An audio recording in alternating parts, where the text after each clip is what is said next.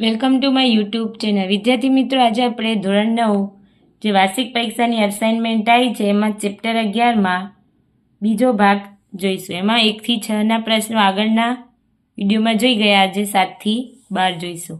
શું કીધું છે? એક ગોલકની ત્રિજ્યા 3.5 સેમી છે.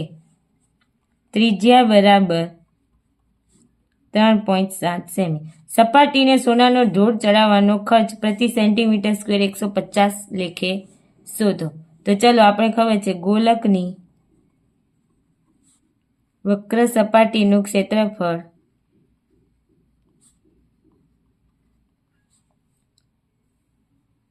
πr². 4 પાઈ જો આપેલો હોય તો 3.14 લેવાનો અને ના આપેલો હોય તો 22/7. r² એટલે 3.5 એટલે પોઈન્ટ કાઢી દઈએ, છેદમાં 10. અહીંયા બી પોઈન્ટ કાઢી દઈએ, છેદમાં 10. જો 7 એકા 7, 7 પંચા 35, 5 એકા 5 દુ 10. હવે 7 પંચા 35 અને 5 દુ 10 થાય ને. 7 પંચા 35 અને 5 દુ 10. 2 અને 2, અહીંયા બી 2 અને 2. તો શું વધ્યું? 22 ગુણ્યા 7. તો 7 દુ 14, 7 દુ 14, 154 સેન્ટીમીટરનો વર્ગ. હવે શું કીધું છે? 1 સેન્ટીમીટર સ્ક્વેરના કેટલા રૂપિયા છે? 150. તો 154 સેન્ટીમીટર સ્ક્વેરના કેટલા રૂપિયા થાય? તો 150 ગુણ્યા 154. ગુણાકાર કરીએ, 154 ગુણ્યા 15. 0 તો મૂકી દઈએ છેલ્લે. હવે 15 ચોક 60, વધી 6, 15 પા 75, 76, 77, 78, 79, 80, 81.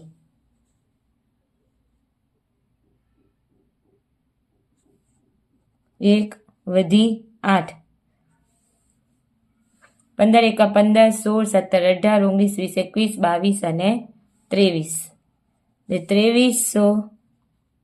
2310 રૂપિયા. અને આ 0 તો હતો જ, એટલે કેટલા રૂપિયા હશે? 23,100 રૂપિયા એનો ખર્ચ થશે ઢોળ ચડાવવાનો. તમે નીચે લખવાનો 1 સેન્ટીમીટર સ્ક્વેરે 150 હતો તો આટલા સેન્ટીમીટર સ્ક્વેરે આટલો, એટલે લખવાનું ટોટલ ખર્ચ 23,100 રૂપિયા થશે. ચલો હવે જોઈએ દાખલા નંબર 8. શું કીધું છે? એક શંકુની ત્રિજ્યા આપી દીધી છે r 21 સેન્ટીમીટર અને h આપી દીધું છે 20 સેન્ટીમીટર. તો શંકુની કુલ સપાટીનું ક્ષેત્રફળ શંકુનું ક્ષેત્રફળ શોધવું હોય તો આપણે ત્રાંસી ઊંચાઈ જોઈએ. હવે ત્રાંસી ઊંચાઈ શોધવા L જોઈએ, તો L નો r² પ્લસ h². r એટલે 21નો વર્ગ, h એટલે 20નો વર્ગ. 441, 20નો વર્ગ 400 એટલે 841. હવે 841 આ L છે, L² છે. હવે L કરવા આપણે 841. તો L 841 કોનું વર્ગમૂળ છે? 29 સેન્ટીમીટર. આવ્યું? હવે લખીએ શંકુની કુલ સપાટીનું ક્ષેત્રફળ. તો લખીએ શંકુની કુલ સપાટીનું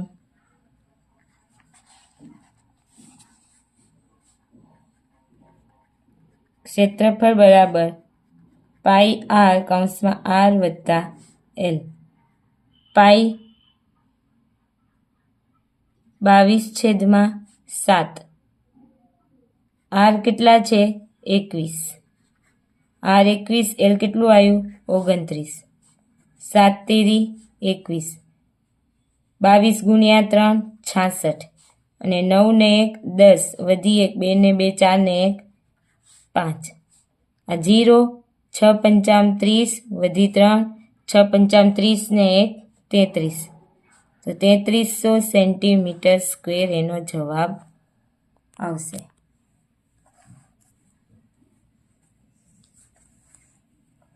ચલો હવે જોઈએ દાખલા નંબર 9. 7 સેમી વ્યાસવાળા અર્ધગોલકની કુલ સપાટીનું ક્ષેત્રફળ. તો 7 સેમી વ્યાસ છે તો ત્રિજ્યા બરાબર વ્યાસ ભાગ્યા 2.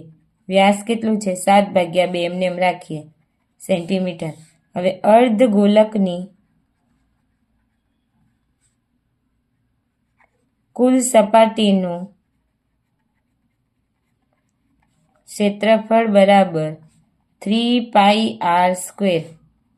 તો 3/22/7 ગુણ્યા 7/2 ગુણ્યા 7/2. 7 7 ઉડી ગયા 2 11 11 તેરી 33 ગુણ્યા 7/2. હવે જો 7 તેરી 21 7 તેરી 21 22 અને 23 એને ભાગ્યા 2. તો ભાગાકાર કરીએ.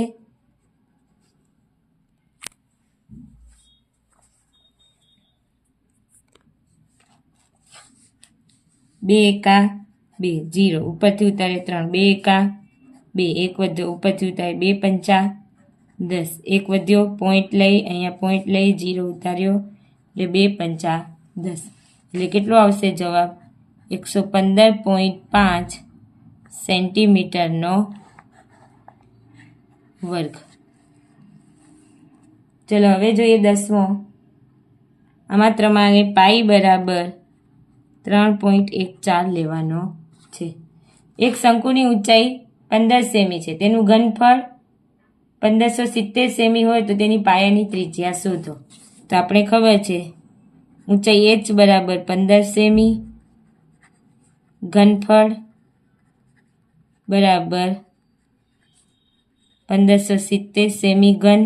તો r બરાબર કેટલા? તો શંકુનું ઘનફળ બરાબર 1/3 પાઈ r સ્ક્વેર h થાય. એટલું 1/3 પાઈ r સ્ક્વેર h.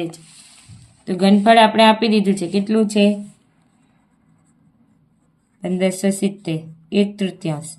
પાઈની કિંમત 3.14 લેવાની છે. આપણે પોઈન્ટ કાઢીએ એટલે છેદમાં 100. r² તો શોધવાનો છે અને h કેટલી આપેલી છે? 15. હવે જો આ જેટલું ભાગાકારમાં છે આ બાજુ આવશે તો ગુણાકારમાં, અને ગુણાકારવાળું બધું ભાગાકારમાં. 100 ગુણ્યા 3 ભાગ્યા 314 ગુણ્યા 15 બરાબર r². હવે 314 ગુણ્યા 5 કરશો 5 ચોક 20 વધી 1 5 એકા 5 6 ને 7 અને 5 તેરી 15. તો કેટલા આવશે?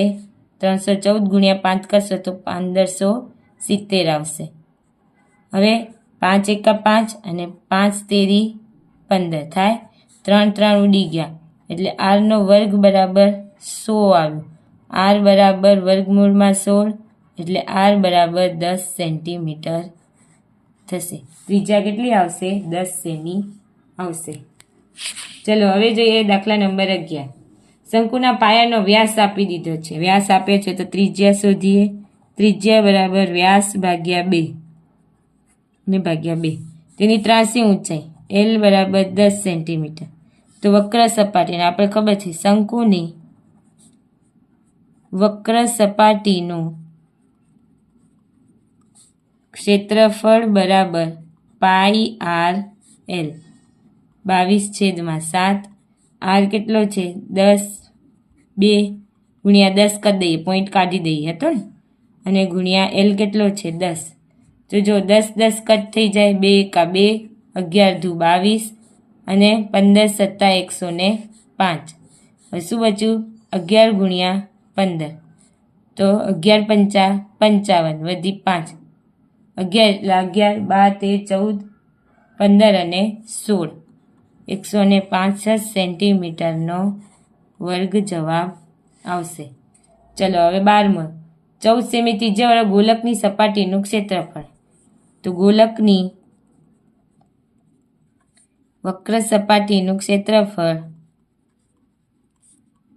બરાબર 4πr². 4 22/7 r 14 ગુણ્યા 14. 7 એકા 7 દુ 14. હવે દો 88 ગુણ્યા 14 દુ 28. 88 ગુણ્યા 28.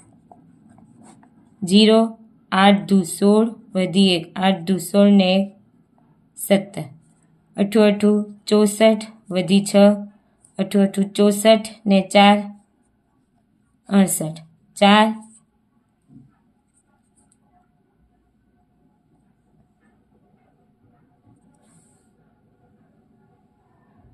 અહીંયા 70 આવશે. 8 8 64 ને 6 70. અહીંયા 6 7 ને 7 14 વધી 1 અને 2 એટલે આવશે 64 સેન્ટીમીટરનો વર્ગ. 2464 સેન્ટીમીટરનો વર્ગ જવાબ આવશે.